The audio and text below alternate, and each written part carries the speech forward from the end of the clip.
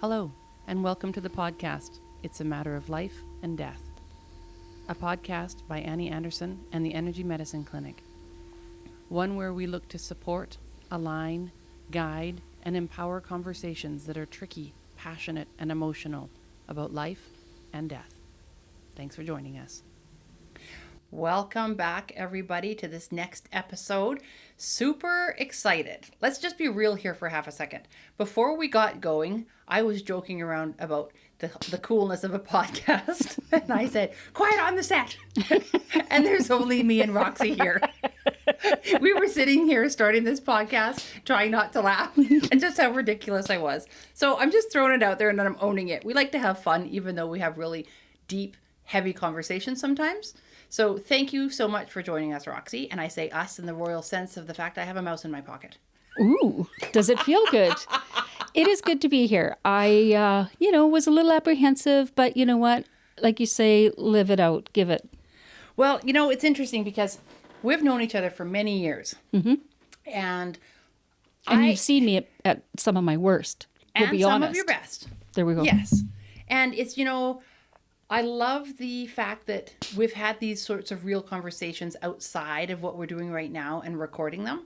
And to be able to just take those moments that we've had together and share some of, not necessarily those same stories, but just that ease of conversation with the intent to open things up for other people, I think is a gift. So I appreciate you sharing that and coming to talk today. Thank you.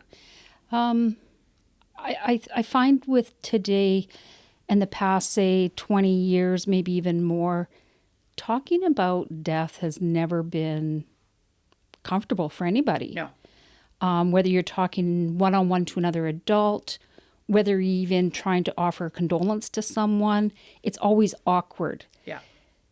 It's such a huge part of our life that we need to step past that and make it less awkward. Well, sometimes it's awkward, but sometimes it's just not even acknowledged because people don't want to say the wrong thing, so they'll say nothing. Well, and I found too in my job that people who choose not to have a service or, post an obit or something, say, people are afraid to approach that person and express anything because if you're not going to acknowledge it, we shouldn't. Yeah. Or should I? What's happening here? Why is there nothing? Is there something terrible that's happened or suspicious? Right. Or criminal? Right. Yeah. So it makes people even more apprehensive to do that. And it's unfortunate because grieving and, trying to get through those steps is talking about your feelings and the loss. And I'm going to talk about even whether it's the loss of a relationship as opposed to the loss of a life. Mm-hmm. You still have to talk through all that stuff. It's still therapeutic no matter what. Yeah. So for those of you listening that don't know Roxy, you haven't had the privilege of being her friend for, decades and such. She comes from a background. And so I just want to share this so that you can understand her lens. You've been a funeral director. Mm-hmm. You've been an embalmer. Mm-hmm. You've been in charge of cremation as well as aquamation. Correct. Which is a fairly new process. It's not as new as you want to think. It's newer here. In Canada?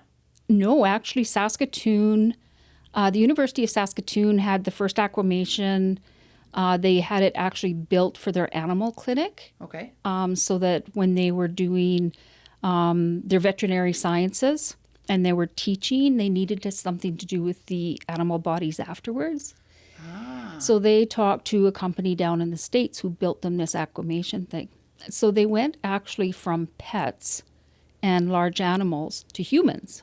Okay, pets to people. Yeah.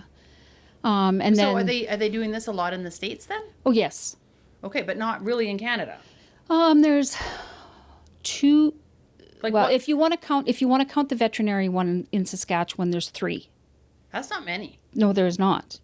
There were 2 in Ontario. Both have been shut down. Why? Well, because the people are uncomfortable with the process and what happens with the byproducts. Okay.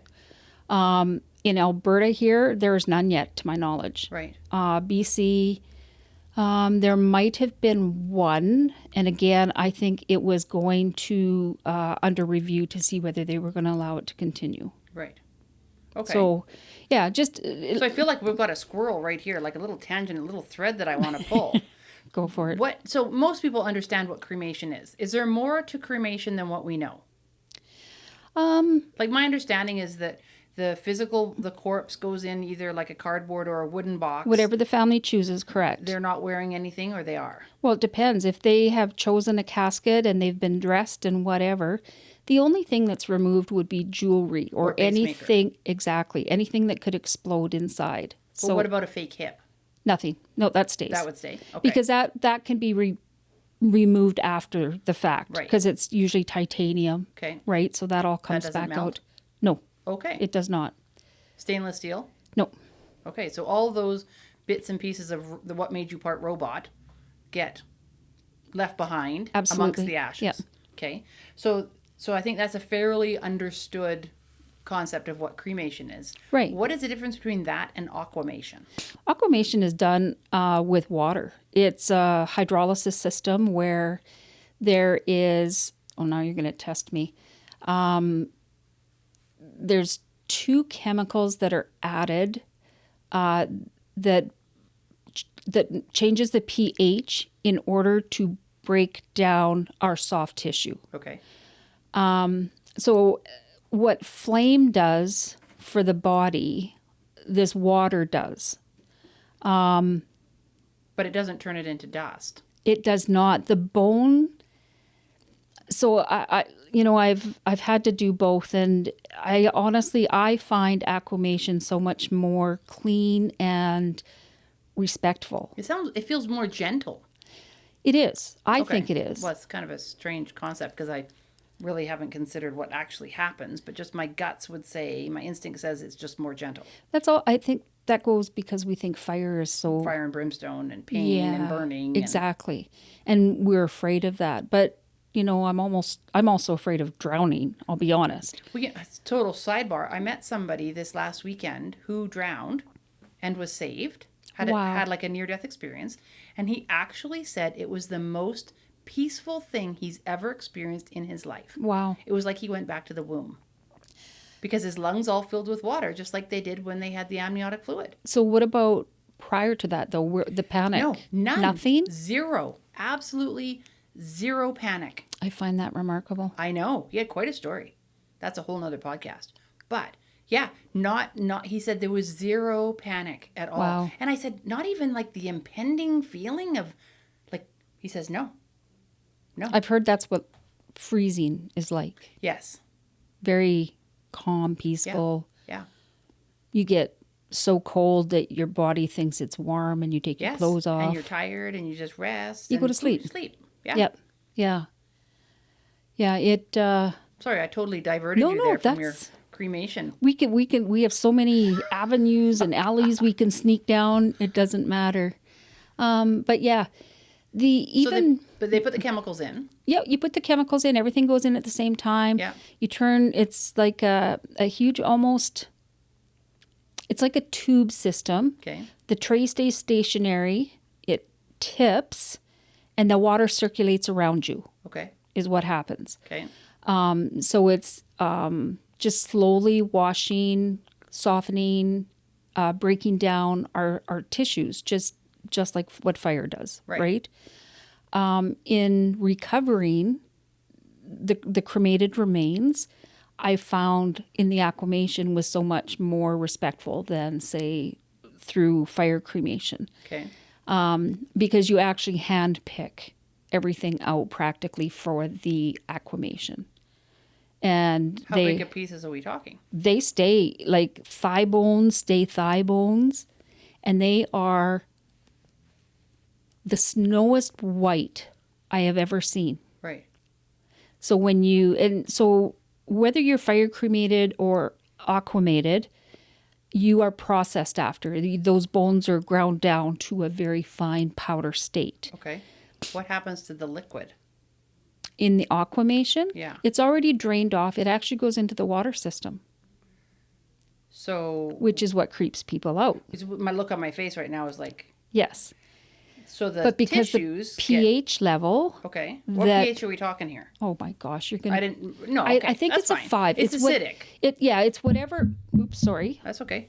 It's whatever the city states is good for their water treatment facility. Okay. So all that stuff is investigated before it was ever purchased and implemented and installed and Started. Exactly. Okay. Yeah.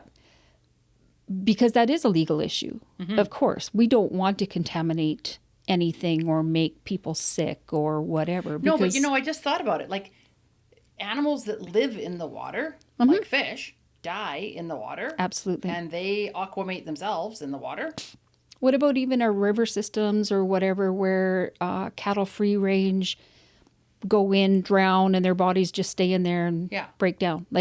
We don't know that. But no, it's just I guess it's the concept of this is my person. This is a human. This is going in there. Yeah. Okay, so I'm past that now. Okay, good. I think we'll see. We can revisit if necessary. Okay. But yeah, so everything is you pull the tray back out and you hand pick all these pieces out, and we actually put them in on a tray. Okay. And we had a dryer that we used. Okay, to dry the wet bone. To dry the bones, yeah, because they're saturated. Yeah. And you want them to be dry before you process them. Are they soft? No. Not at all. If you really wanted to snap one, you could. Right. It was hard to break the thigh bones. They're still in really good. They still hold a lot of their tensile strength. Yeah. I suppose they would have to be able to resist the wet because they're inside wet all the time. Yes. Okay. Okay. The next look on my face that people don't get to see. Ding ding. The insides of my bones are wet. Okay. Yep. Get it? Well, and the insides of our bones are anyways because of the marrow. Exactly. Right. Which is all the bone bits are exposed to wet, and they Yes. still stay strong. Yeah. Okay. So why would this be any different? Well, the pH is different than a human body. It's more acidic. Yes. I guess that's why I wondered if they would be like rubbery. No. Okay. All right. Not at all. So they're still strong. Yep. You handpick them, and they're snow white. They are. And then when you process them down. What about the teeth?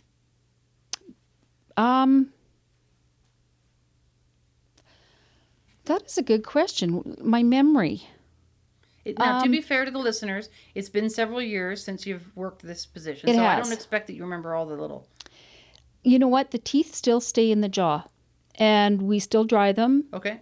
And the older you are, the less strength our jaw has. Our gums have receded. Yeah. So some of those teeth may fall out. So all the Right. teeth may not be in the jaw. Right. They may have gone down the drain system too, Right. or How big are the holes? Even for the broken drain down. System? Like, do the vertebrae and like the ear bones, the hammer and the anvil and the stapes in your ear, do they get? well, flushed? those are pretty tiny. Okay. So they may go down. They may go down the system. Okay. But like all of your finger, like your digits, your fingers, your toes, like those are all They're still still being there. there. Okay.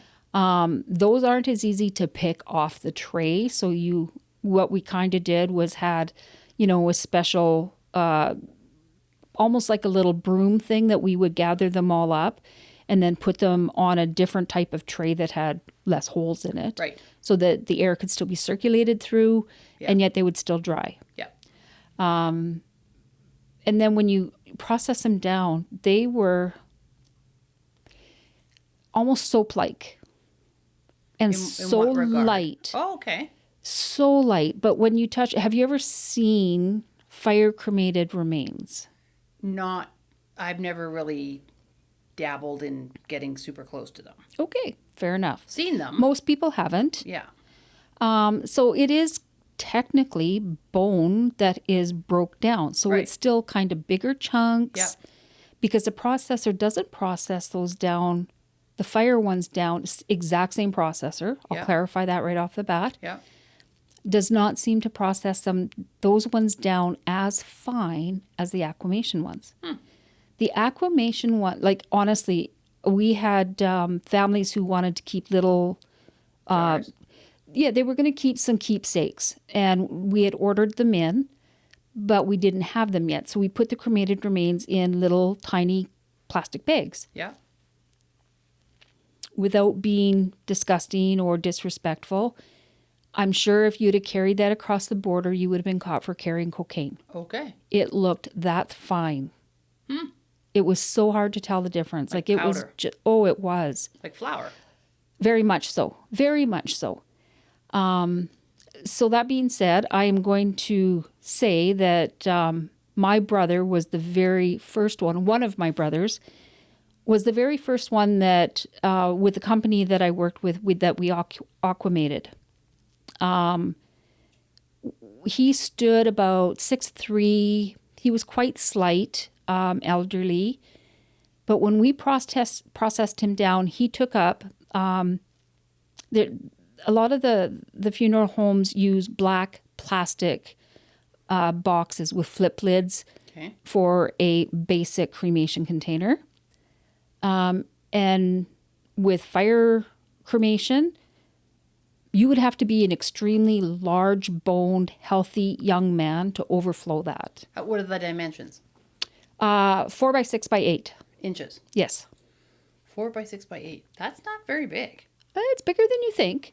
So, without trying to bump the mic, it's about this long, Yeah. this wide, Yeah. and about this high. Okay. Right? So like a gallon? Like a milk jug? Yeah, it might be close. Okay. Yep. And does it weigh about 10 Actually, pounds? you know what? About less. They actually weigh between 5 and 7 pounds usually. Okay. My brother took up about 1 1/3 of those with this aquamation. Okay. So it was COVID when he passed away, so we couldn't get together as a family and inter him. So we left him at the funeral home. So in 2022, we decided to. I went and picked him up, and I found that, if I just kind of shook it gently and, kind of Settled. it would settle. I actually did eventually get them all in one container, That's nice. but they were just so light, almost light and fluffy. Like, I don't know how else to describe it. It was a remarkable experience. It really was. And it probably is what sold me on aquamation. That's quite something, because the thought of doing this for your own brother and like him being the first one, Yeah. that's a big deal. I guess I didn't look at it like that. I knew that. Sorry, my judgment was that that's a big deal. That's okay. And it probably would be for most people. But you probably have a different perspective than most people because of your history of doing this in other ways, whether it's embalming or regular cremation for all those years. And we knew that he was going to be cremated, aquamated, whatever. We knew that. Yeah. But because we had this on site, we would have normally had to have traveled about 180 miles with a body to cremate. Right. Oh, wow. Okay. Otherwise. Yeah. So we chose to just do it on site. And because he was my brother, I talked to the rest of the family first to make sure everything was okay. And yeah, it was. So yeah, it was. And I did. I took a hands-on part in it. I felt I owed him that. What a gift to him. I hope so.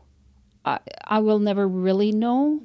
But I thought it was the right thing to do. Yeah. So yeah, it was kind of an honor. I wanted to do the recovery. I wanted to do the processing, the whole bit. So, and it's not unusual, I don't think, for a lot of funeral directors to feel that when it comes to family. We probably shouldn't when it comes to some of it. Well, you're also human, though. Yeah.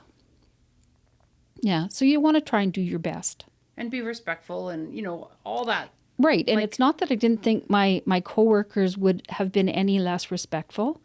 But it was one of the last things I could do for him, I guess. Well, over the years when we've talked about this, one of the things that really stuck with me was when you were talking about like getting people prepared and like doing makeup and all of these sorts of like things to make them look their best. And coming from the background of emergency services and being a paramedic, like we've all in our careers seen people pass like right in front of us despite our best efforts, or you've come across them and they're already, too far gone to recover. And I've thought a lot about that. And when you said, I said, how do you like deal with that? Like the grief and all of that comes with spending so much time with that body. And what I remember your response was it's the last chance somebody has to do something kind for them. Yeah, exactly. And I went, whoa. Yep. Like their spirit's not there, their soul's not there, but the carriage that carried them through their life, their vehicle. Yep. That is, had all of the firsts that you have in a life, and all of the experiences and the loves and the sorrows and the experience and the jobs and the moving and the, your first kiss and all of those things that happen to that body. You get to be the person that sends them off, the last person. Yep. And I thought, wow, I get it now. I got it then. And I went, that's a big deal that most people don't think about. It had never occurred to me until you said that. Well, most people... And then I was okay to get my head around, like, yeah, that actually isn't weird. It isn't some, this isn't an industry filled with morbid people that just like to touch dead bodies. No. These are very caring, compassionate people that are doing a service and a gift to people in such a time of pain and sorrow for most families. All the people I've worked with have always been like that. Yeah. I've been fortunate with the people I've worked with throughout the years. It was a passion, and a passion, like you say, to, if I could, my way of looking at it was, if I could make someone's worst time better, a little easier, I don't know if I'll ever make it better, but a little easier, and give them the opportunity to actually grieve without having, so many things to worry about. If I can look after that, to me, that was an honor. But how do you get into that? Like, most kids don't, go to career day at school or have somebody say, what do you want to be? Oh, I'll be a firefighter.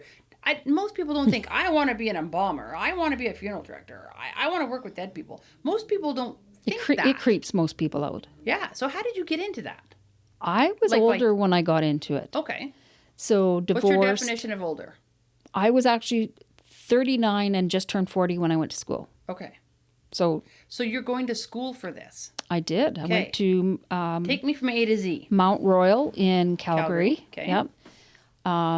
It was, super heavy courses, microbiology, psychology of death and dying, philosophy. Wow.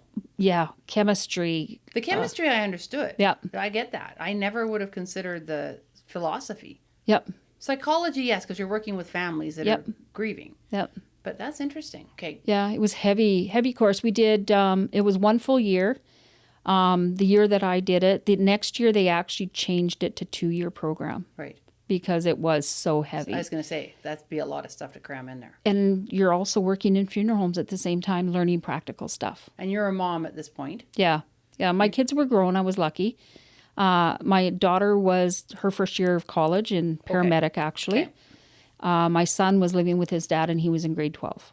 Okay, that makes sense. Because I was thinking, wow, if you're in Calgary, that's even harder. But okay, so I digress. No, that's fine.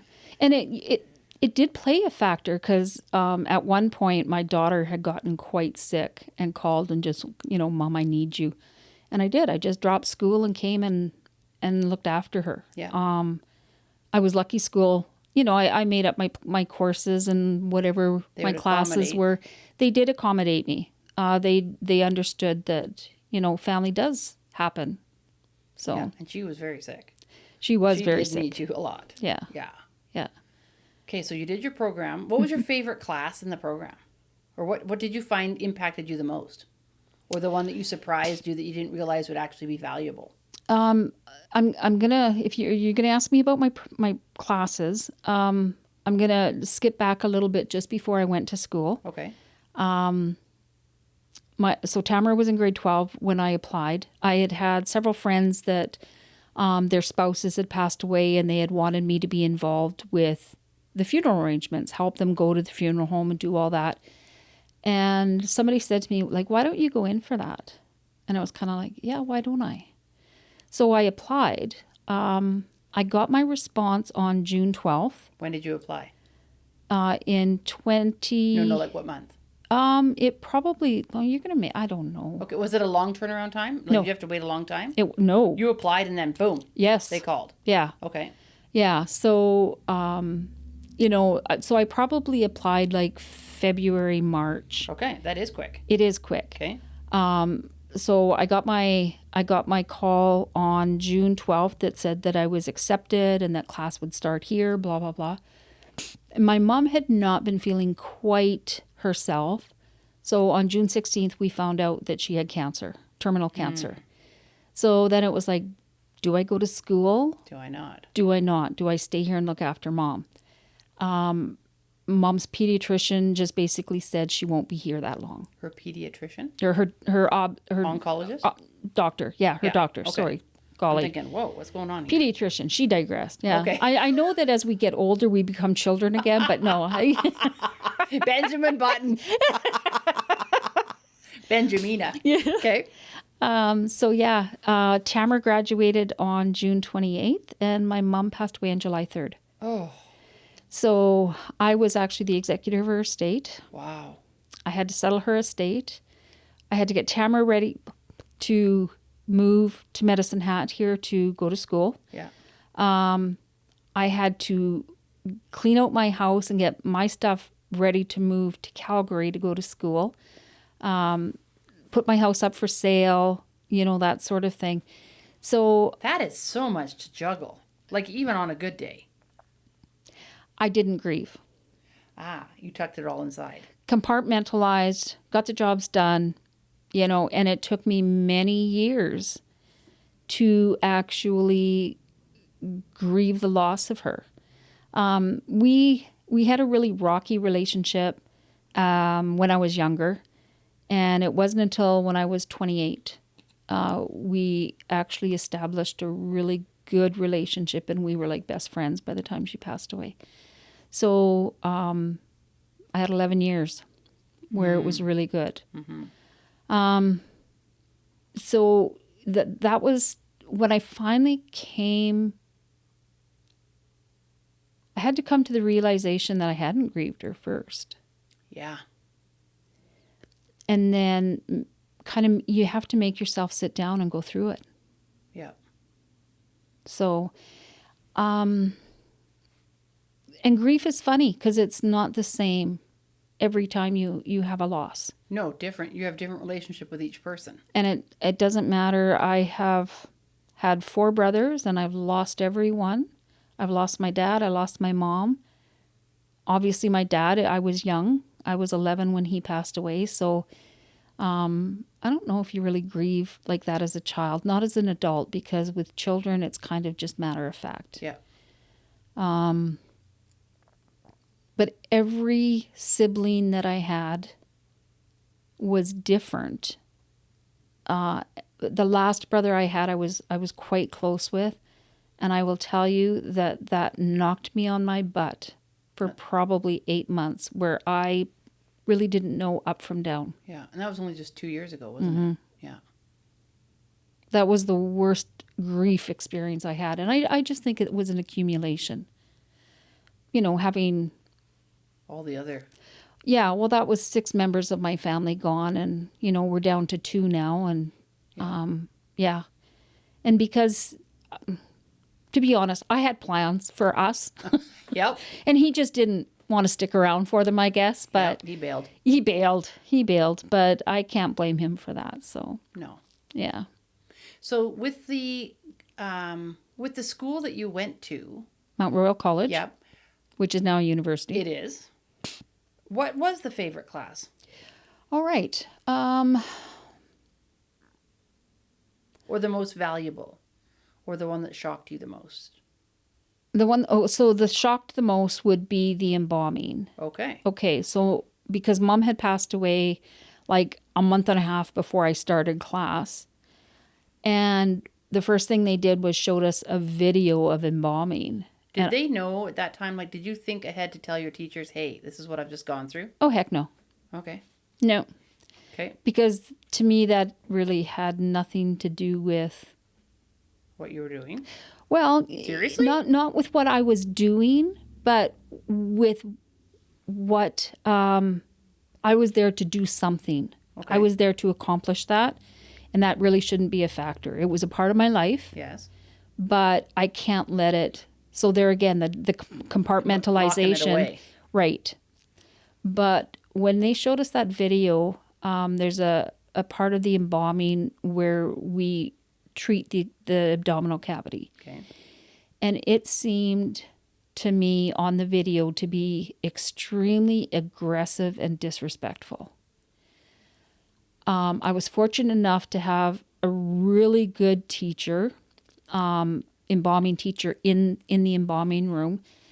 And the first time we did a full embalming and she showed us how she did the abdominal cavity, totally different. Okay. Had More a humanized. whole new respect for it because she had a whole new, like she had respect for the individual. So I felt better about it. Yeah. Did they show you that sort of stuff right out of the hopper to kind of Pretty weed close. out people? Like if you're not meant to be here, figure this out in the first month? Yeah, we did. We lost, I think, 3 or 4 like within the first month. Out of how many? I think we started out with like 20 and we graduated. Maybe we had 22 and we graduated with 17. Okay. But some of them were part-time students that had started prior to us as Right. well. Right. That's a better graduation rate than paramedic class. We started with 33 and graduated at 11. Ouch. Yeah. But you guys, that's tough, man. Well, totally different cans of fish. Totally. But- Totally. But I don't know. I would have thought that the industry you went through would have lost more sooner. Because, like, when you're going on calls as a paramedic, are you going to a broken toe? Sure. Are you going to, I have a fart stuck? Yes. Are you going to the terrible ones? Yes. But every single call that you're going to do as an embalmer involves somebody who has died. Absolutely.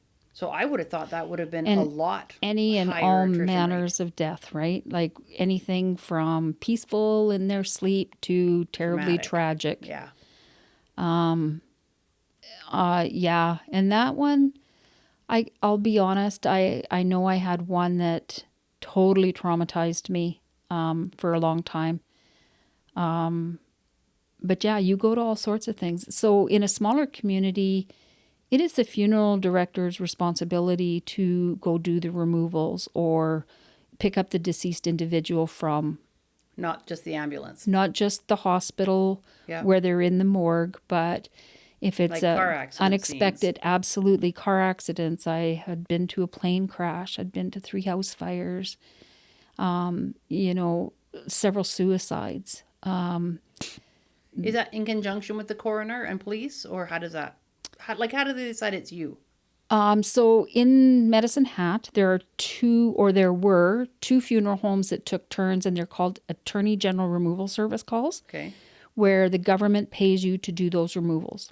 So you don't necessarily get that call. Right. That individual that you're picking up may not go to your funeral home, but you are responsible for picking them You're up. just the transport at that point. Right. And they may or may not go back with you. Right, because chances are if it's an AG call, Attorney General Removal Service calls, they go to Calgary to the coroner's office and there's an autopsy done. Yeah. At that point, the family decides which funeral home they're going to go to. The coroner contacts them when the body is ready and they go and pick them up. Do they go directly from where they died to Calgary, or is there a pit stop? No, usually, depending on the time of day. Yeah, and say And 3 depend on o'clock the- in the morning. No, usually you go to the funeral home, Okay. but they wanted them in Calgary by 8 a.m. usually. Wow. So they could just start their day. Yes. Okay. Yep. So there were midnight travels. Absolutely. Okay. Yeah.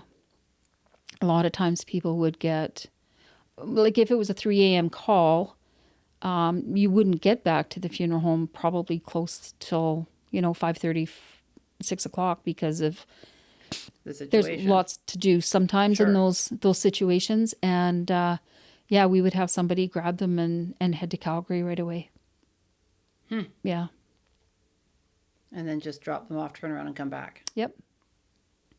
So if you're on call, you're hoping that you have enough sleep in you to do that trip safely, or do you have to spend the night or spend the morning or rest time in Calgary before you come back? Well, I had one situation, and I didn't have to go to Calgary, thank goodness, but we got off work. It was a Friday. I got home, walked in the door. What time of day? So it would be 6 o'clock, I think, by the time I got home. PM? Yep. Yeah. Walked in the door, stepped about 2 feet into the house, and had an AG call. Yeah.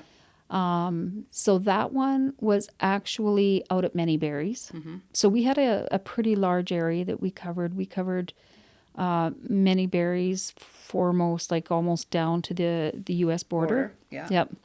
So a couple 100 kilometers. Yeah. So went down there, and it was fall and cold and dark and, not... So that took us a few hours. He had passed away of natural causes, whatever, but it was an unexpected death. Right. So police are still involved. Coroner's office is still involved. So got back to town about 11. Just got into my pajamas and was about to crawl into bed and had another AG call. And it happened to be one in town. Does this mean that the other funeral home had already taken one as well because you're alternating? So you alternate every 3 months. Oh, I see. Okay. So I thought it was call for call. You're on call for 3 months. Okay. Yep. Okay. Yeah. And because that way then You get a break. you get a break. Otherwise, you've got somebody on call all the time because you don't know when those calls are coming Sure. in. Of course not. Yep. So went and did that AG call. So I think I got home about 2 then. Crawled into bed, and I think at 3:30 I had just a nursing home call. So went and got that individual. Had to be down at the funeral home for 7 a.m. because we had a huge funeral up at the Stampede grounds that day. So did that. So you're probably like 6 cups of coffee deep by this point. I'm telling you, I was exhausted. My eyes felt like they had gravel in them. Yep. I have an autoimmune disease called sarcoidosis that had originated in my lungs, and for whatever reason, it triggered into my eyes at this particular weekend, of course. Right. And I happen to know that was in 2014, and it happened to be in May because my sister-in-law passed away. And I was using steroid drops in my eyes, and I had to go to Saskatoon with that. So it was like just a few days later. So yeah, just... All the stress Yeah, there was lots of... accumulated and boom. It can, yeah. Yeah. Yeah. Yeah, so yeah, lots of different experiences for sure. So you learned the embalming and figured out that the video was just perfunctory, and actually caring for somebody and doing this was not going to be like the video. Right. Would you have had to have leave that career, do you think, before it even got off the ground, if you were going to have to be like the guy in the video? Could you have done that? No. No, you're too kind of a person. I couldn't have. It's not such a mechanical thing. You're not just disassembling a Lego set here. No, exactly. And there is a purpose to what that part of the embalming is for. Okay. Because when we pass away, the moment we pass away, our cells start to die. Yeah. Right? And it usually starts in the warmest parts, which is like our internal organs. Well, isn't it the candida that starts to decompose your body? Yeah, because we all have that in our system, Sure. right? Yeah.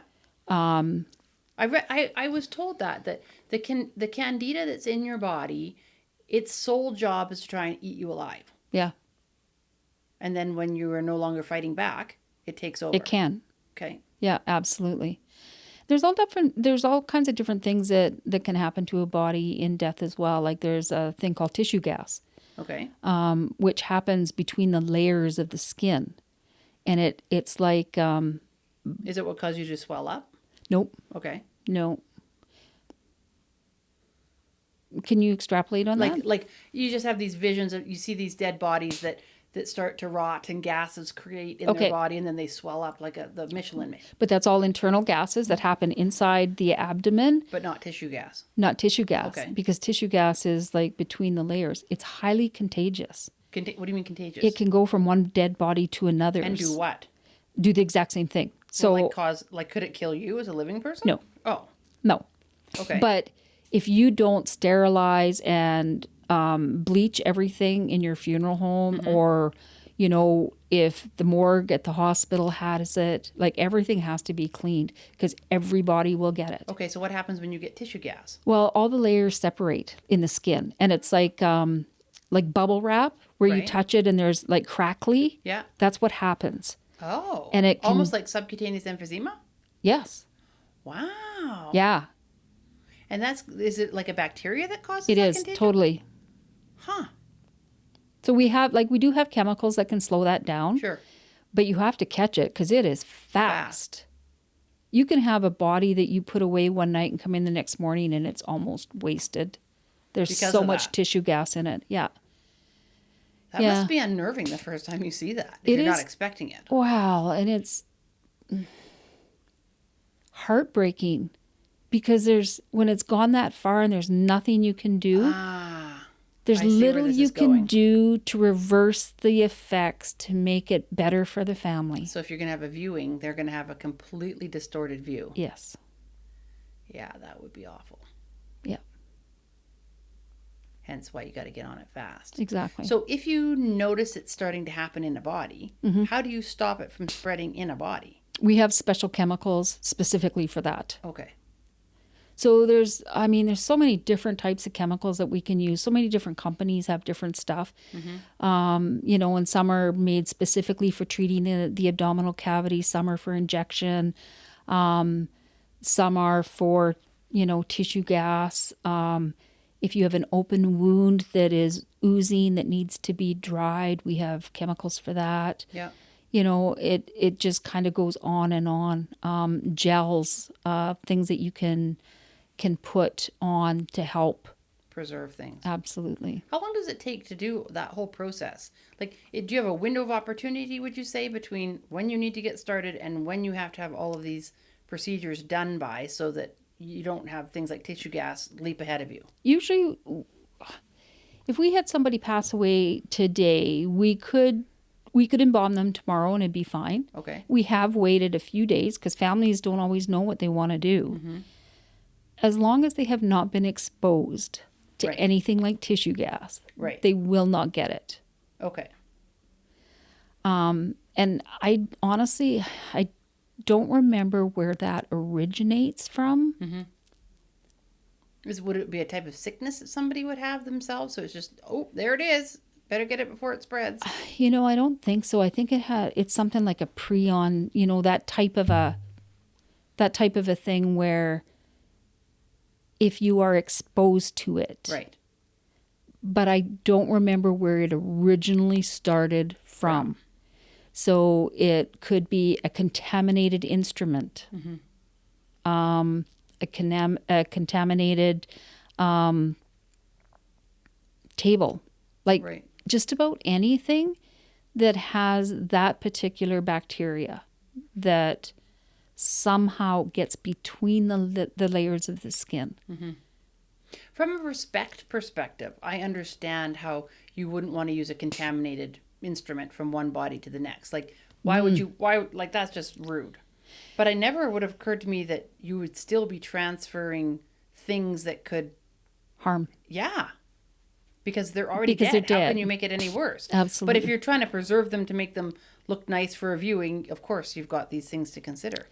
So all of the instruments that are used during an embalming process are sterilized. Yeah. The tables are all wiped down and cleaned and sterilized.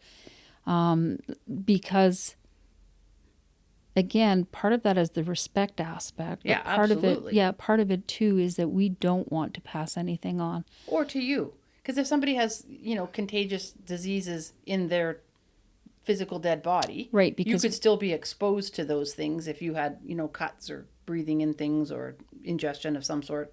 Absolutely, because we're not always told what the individual may or Yeah, may not have, what their right? history was. Absolutely. Yeah. They could have had, hep C and, died of a heart attack. Yeah. And we would never be told. And we're still cutting into that individual. We're still suturing. We're still exposing ourselves to Fluids. Yes. Yeah, for sure. Yeah.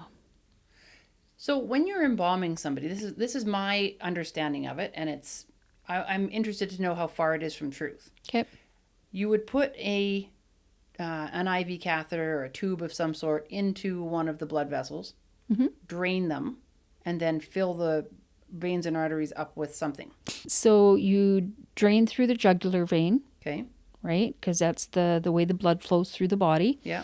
You inject through the carotid artery, Yeah. if at all possible. That is your premium vessels to use. Ins and outs. Exactly. Okay. If not, you can maybe use the femorals because they're the bigger ones. But so what you normally do, and everybody has their own techniques, depends on what they were taught. Some people will use what is called a closed system, where they will not drain, but they will start to inject into the body in order to fill the vessels up. Right. Prior to making that incision in the jugular vein in order to drain. What happens though when someone has exsanguinated from like a trauma or a stabbing or a shooting or something like that, and you've got all these open ports? Well, that's part of what those chemicals are for. Would they seal them up? They will dry them up. If it was like a stabbing, we can suture those.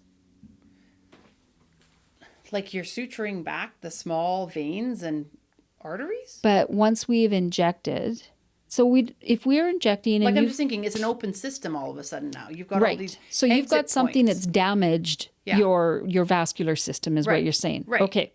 So you would use another artery. Actually, yeah. So all your brachials on the other side of the open bit. Absolutely. So you're injecting, and this hand isn't getting any chemical. Mm-hmm. So you could use the radial, you could use the brachial, You just depending have to have upon more than one. Yes. Okay. Yep. And then what happens to the blood and the chemicals once you've flushed them? Again, it goes into our water systems. System. Yep. And is it formaldehyde or something else? No, the injection, the stuff that we inject, the embalming chemicals, are based mostly with formaldehyde. Okay. Yep. And again, our water treatment systems, Process all that. They do. Wow. I have a whole lot more appreciation for our water systems now. Like literally as I sit here, I go, super grateful to have water treatment plants. Absolutely. Yep. They are amazing. Mm-hmm. Yeah. And so, okay, this is an out there question, so I'm just going to ask it. Do they sew your lips up or glue them? We do not sew the lips. So the jaws are wired shut. To maintain structure? Yes. Okay. And that also will keep your lips closed for the most part. Yeah. If you're really dehydrated, and sometimes we will inject like a filler gel to plump them up. To give a little bit more. Yeah, people who are extremely dehydrated.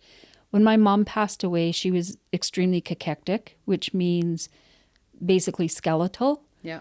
And the embalmer that worked on her did an absolute phenomenal job.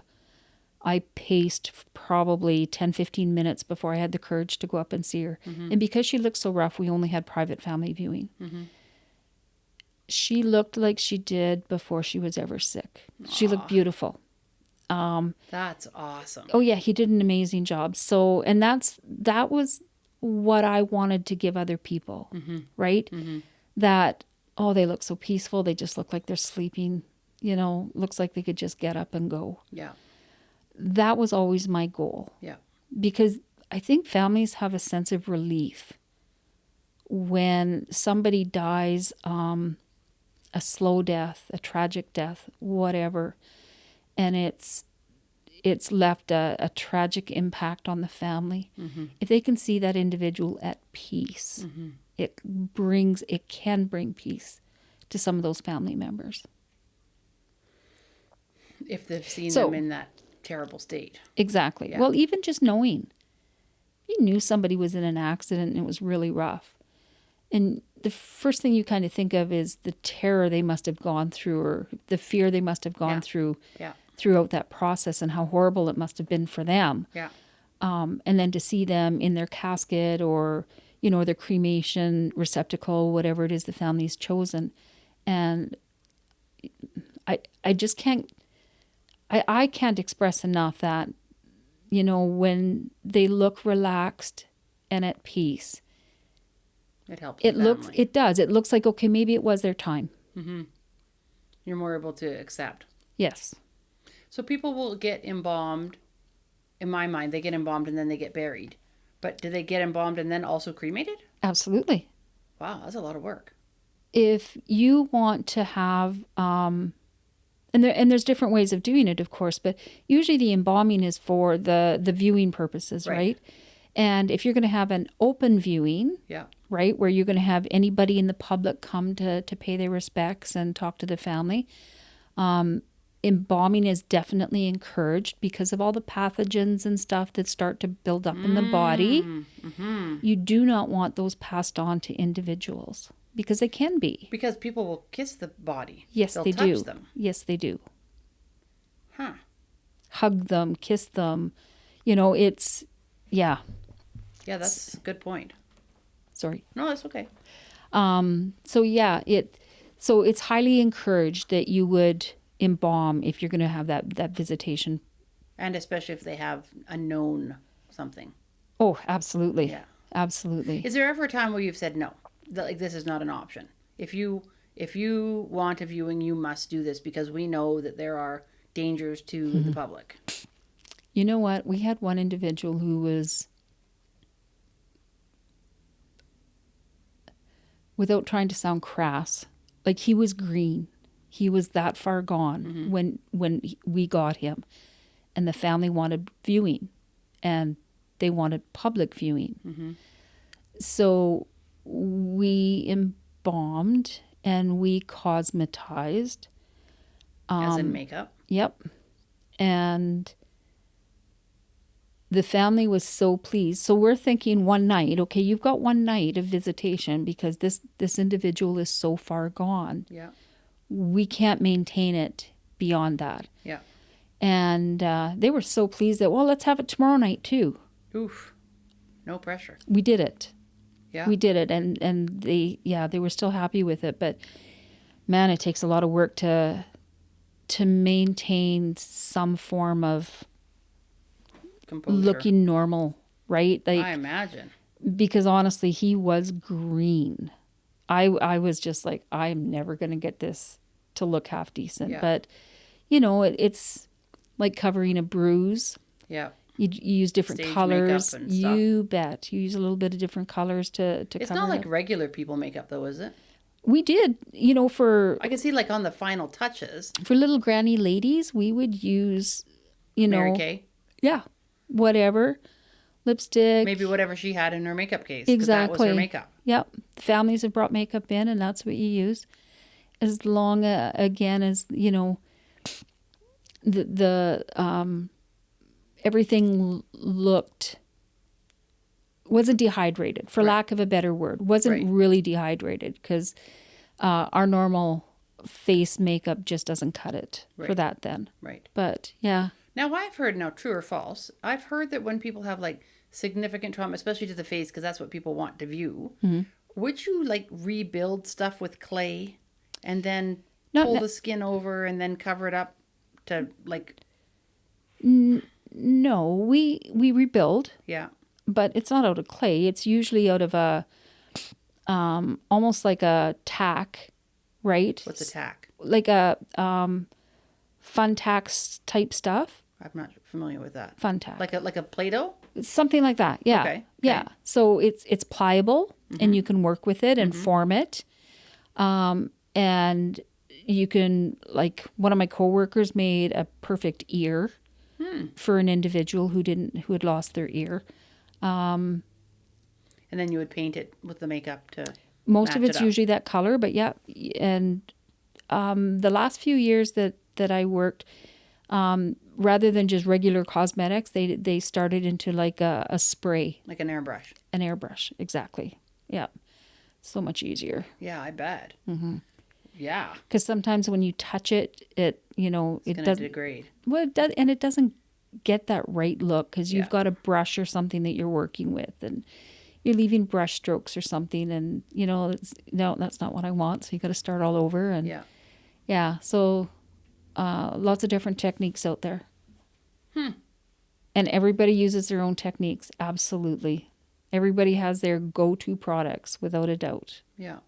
Well, makes sense. You get comfortable with something, you get better at it, you're going to do a better job. Absolutely. Yeah. Yeah. Wow. Best part of that job ever. For me, the best part was having a family walk away happy. Yeah. Like, and I guess happy is the wrong word, but pleased. Right. Comforted. Very much so. Why are funerals so expensive, though? Okay, so Like, what are you getting for that dollar? Like, I get that your wage has to be paid and your expertise has to be paid, right, but it just seems like so much money. and part of the problem is that the general public only sees, the arrangement process and the funeral, and somebody standing out front in a suit, parking cars or whatever. There's usually 170 man hours that go into every full funeral behind the scenes. That's like at a 40-hour week. That's a whole month's worth of man hours for one person. Exactly. And you've got a whole host of staff that work on that. So that is like your removal, your embalming, your dressing, your casketing, your cosmetizing, your doing the hair, the people who do the cards and the books. And, it's everybody is Doesn't included. even count cleanup. No. And then the cost of the casket. Yep. So a regular casket, like the really beautiful ones. Oh, you've got to look. Oh, I'll tell you. There's the last place I worked, we had a casket that was $17,000. That's more than my couch in my whole living room times 3. Yeah. And that's not the most expensive casket that's out there. And so is it the velvet, and what's underneath the velvet? What do you see A lot under of it the is velvet? the wood. What's under there? Yeah, is there like styrofoam or pillows or... It depends on what you've purchased. Right. So some of those really expensive ones will have beds that raise and lower. In the casket? Yes.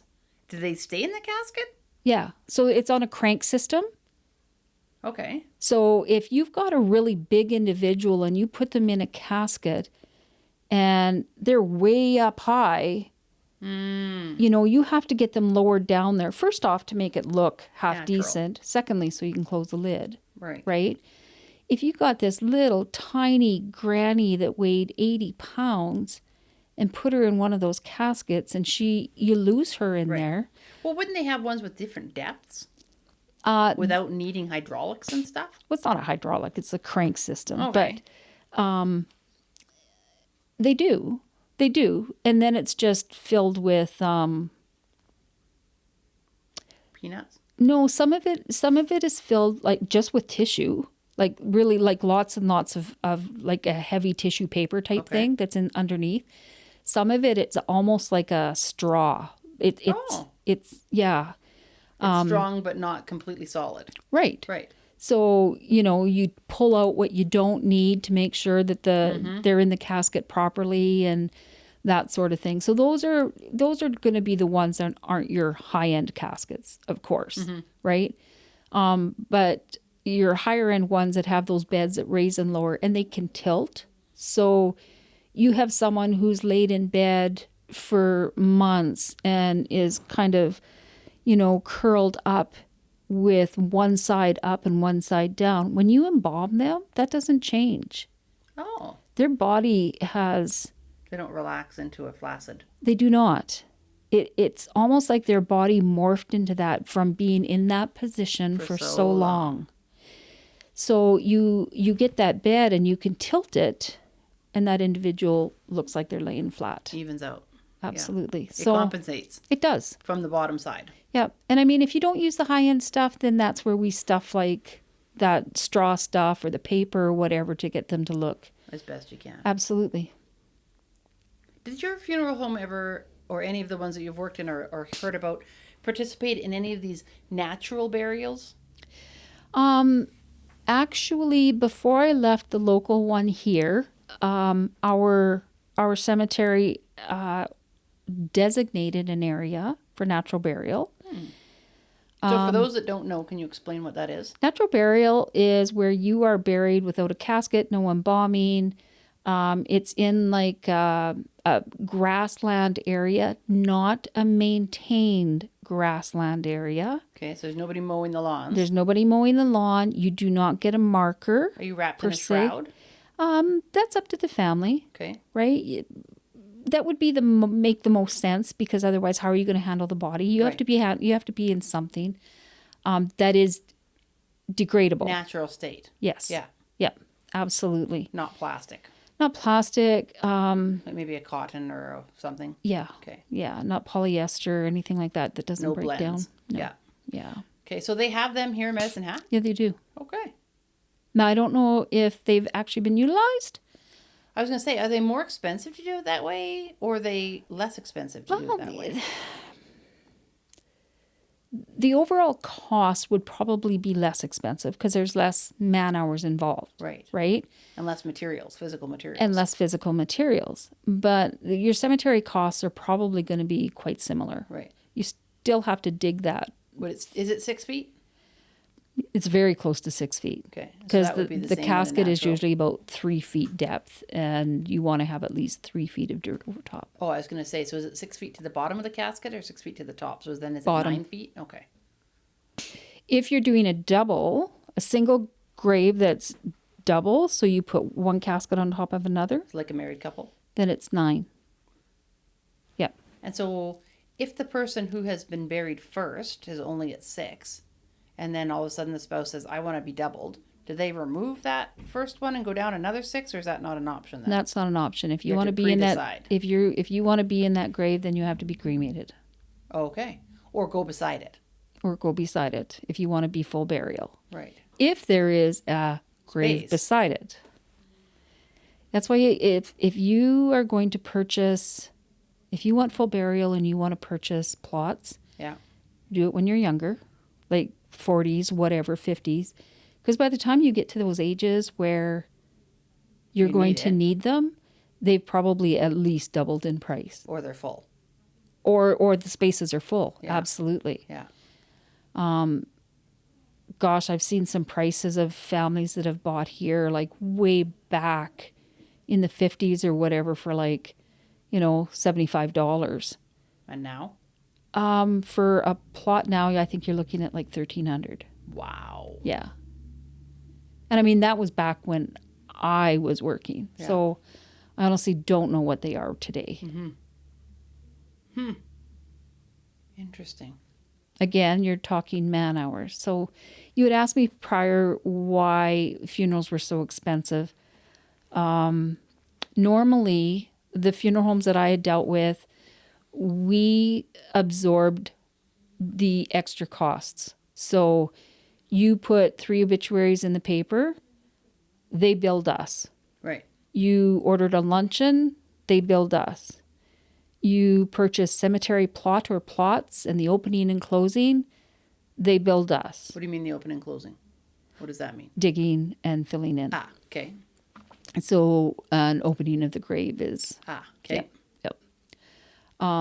So when the funeral home presents the family with this bill for $20,000, they're like, wow, that was an expensive funeral. But probably 10 of that is outside cost of the funeral. Right. But nobody stops to think that. Yeah. They just lump it all into this funeral home is charging me $20,000. Exactly. So the reality is that funerals are expensive, without a doubt. I mean, they are. I personally think, they have a place in society, and the work that they do is worthy of being paid. And if you want quality work, you know, you go to those funeral homes. COVID played a huge number, I think, on the funeral industry, I bet. where you couldn't have gatherings. You couldn't technically have funerals. Couldn't have open caskets for kissing and Right. hugging and things. Yep. So people really got away from having a funeral. Well, they knew, and now the online funeral. Yep. I was talking with somebody a few months ago about that, and they said how many people have stopped going to funerals because it's easier and more convenient for them to log in, watch a 45-minute or an hour-long service, log out, and not even have to leave work or take time off. Yep. They don't have to travel. There's no hotel. There's no fuel or airplane or Yep. any of that. No extra costs involved. But then there's also no community. Yeah. There's none of the hugs. There's none of the, you know what I mean? That Absolutely, I know what that means. Like, I know a lot of the funeral homes when I first started had separate areas for families to sit in during the funeral. I hated it. Hated it. Because the first time this family was able to communicate with or feel the presence of the people who attended was like at the receiving line, for lack of a better word, because people always want to come up and say something to you. Whereas if you're actually sitting out there amidst all those people, you can feel their support and their love and the care. The energy is commingled. Absolutely. Yeah. So that when they come up to you, it's not a stab in the heart. Yeah. And for like 15 seconds. And then that's all you get. Yeah. Next. And again and again and again. Because Yeah. it's like reliving it every time you see someone. Or COVID, you know, we can't have a funeral now, so we'll have it 6 months down the road or whatever. Harsh, because it's like losing that person all over again. Ripping whatever scab you've Started to heal. Yeah. You've opened it right up because now back to raw. Yeah, there was a lot of, it affected a lot of people in a lot of ways. Do you think people got cremated more than they would have because of the fear of COVID? Absolutely. Yeah. Yeah, I think because of the inability to have gatherings and have funerals, cremation seemed to be the easier route and honestly the cheaper route.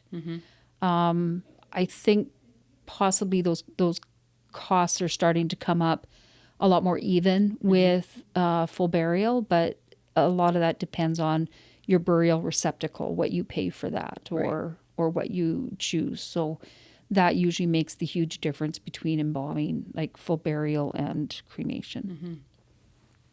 Because, I mean, you can purchase a casket for cremation as well. One that looks just like every other one. Just like a fancy one. Yep, and it's still cremated with the body. And then you take out the bits of metal and stuff. Yep. Yeah. Yep. The screws and the Handles and all that stuff comes out after.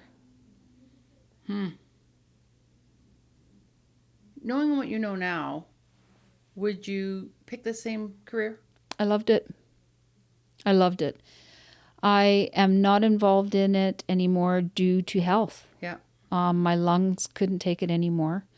My poor old body has gotten old, and you know the manual physical lifting, even dressing and casketing. Like you're dressing a man, you know, who outweighs you and is taller than you or whatever, and By hundreds of more pounds. right? And you're having to lift them up to get their coat on and their shirt on because we never cut anything. That was another thing I used to hear is, oh, you just cut everything up the back and then fit it around. No, we didn't.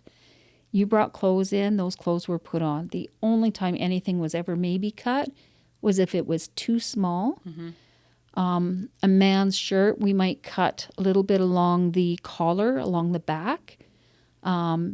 And the tie and everything would still fit in, and just enough to be able to close that top Look button. natural. Yeah, and look natural, or, you know, but we didn't. To us, again, goes with that respect thing. Yeah. Yeah. Do you think it's no pun intended, a dying industry? Like, are people still approaching this as a career? I don't think I have the knowledge to answer that. Okay. I was impressed with the number of young people who would come to the funeral home to job shadow when I worked. Yeah.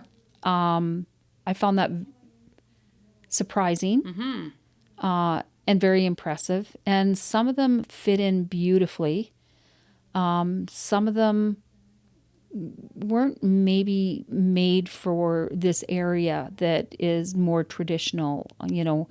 And I mean, I have body piercings and tattoos and stuff, but we are a retirement community that looked on those things as formalities and not always approved of those sorts of things. Dreadlocks, you know, to the older generation, that doesn't look neat.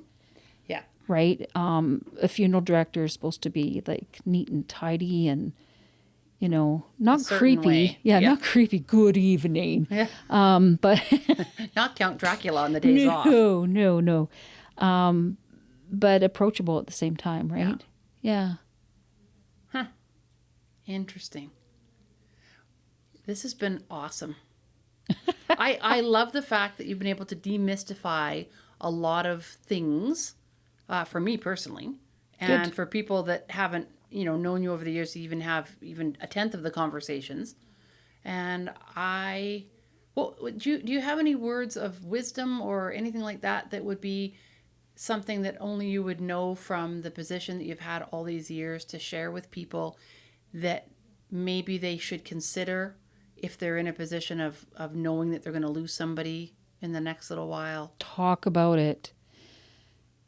When my mom was sick, I remember driving her in for her CAT scan. And I said to her, Mom, what do you think this is? And, you know, she's like, well, I don't know. And I said, no, seriously, what do you think this is? And she goes, well, what if it's cancer? And I said, okay, what if it is? What do you want to do? And I honestly saw her shoulders relax.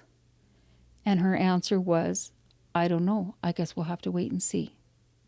Mm-hmm. So we broke that ice. We were able to talk about it. And that was huge because we were able to talk about everything that needed to be done, what she wanted. She had prearranged or prepaid for her funerals, which was huge. Yeah. So I guess that's one thing I will say is if you've got the opportunity and you know what you want to do, prepay it. Take care of it. It'll be cheaper. It'll be easier for the people left behind. Takes a load off your kids' minds or your executors or whomever. Yeah. Make sure you have a will. Yeah. Not having a will is awful and puts your family under so much extra stress. Now all of a sudden, if you've got multiple children who maybe don't always get along, it creates some more friction in between them because you've got that many different opinions as to what they want to have done. Yeah. Well, I think Mom wants this. Well, no, I think Mom wants this. Well, Mom said to me at and 3 I've o'clock seen one day it. this. Yeah. I've actually physically seen it in an arrangement office. So, you know, talk about it. Talk about it with your families. Talk about it with your kids. People, if you've got little kids and you've lost someone and you've got someone, psychologists say now that kids as young as 3 should be able to go to a visitation or a funeral because they know something is going on. Yeah.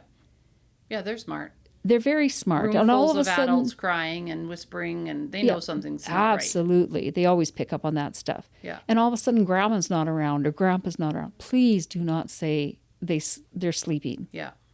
Because now your kid's going to be afraid to go to sleep. Yeah. Yeah. Be honest. Use words they understand. Mm-hmm. And they may ask that same question 1,000 times. Give them the same answer. Yeah. If you're honest and open, they'll get it. And they will deal with it and cope with it so much quicker than we do. I remember when I took my death doula class, they talked about when you're sharing with kids to emphasize the fact that grandma was really, really, really, really old. So that way they didn't have to feel like they were next. I don't know if I agree with that in some ways, because sometimes grandma's not really, really, really old, right? Absolutely. So, you know, be honest, grandma was sick. Yep. Something happened and grandma, There was an accident. grandma was sick and she just died, and there's nothing we could have done. You know, and whether you believe in heaven or another place, and your kids are raised that way, share it. Yeah. You know, because that's comfort for them too. Yeah. Yeah, I got to say the honest way is the best way. Absolutely, because you are not going to remember if you tell them a fib, what fib you told them when a week later or 2 weeks later they ask that same question. Yeah. And the truth is, none of us are getting out of this alive. Not a chance. Yeah. I think I had a little too close call. I just had recent surgery, and I think I had a little too close a call. Not that I remember, but you know, my daughter had to go through that, and I remember her saying to me, "Mom, do you want to die?" And I said no, and she said, "'Cause it seems like it." And that's probably the thing that got me going. So we don't know if tomorrow is promised. Mm-hmm. Talk. It's not as scary a topic as what you really think it is. Yeah. And if it is, you need to talk more. And talk to someone who knows something about it. Yeah. So it's not as scary. Yeah. So you're not imagining things that aren't true. Ground your conversations in reality. Our biggest thing is fear of the unknown. Yeah. So gain some information. Awesome. Yeah. Thank you so much. You're welcome. I appreciate this a lot. This was enjoyable. Crazy to say. Far better than I thought it was going to go. Oh, gosh. I'm glad about that. I was stressed a little bit about it, but no, I enjoyed this, and definitely. Okay, well, if it's helped one family, really, we've Totally done some good worth work it. here. Yeah. Totally worth it. Awesome. So do people have the opportunity to contact you if they have questions, or? If they would like to, they can absolutely reach out to www.theenergymedicineclinic.com. Fantastic. Yeah, on Facebook, Instagram, and of course the website. That's awesome. Yeah, appreciate that. Yeah, so don't be afraid to reach out and talk to Annie. She's got 1,000 resources or more that she can access and try and get some answers for you. I'm surrounded by good people, including you. Well, you know, good begets good, I think. I've been very blessed with my people. Thank you. I hope everyone here is blessed also. Me too. Okay, good night. Good night.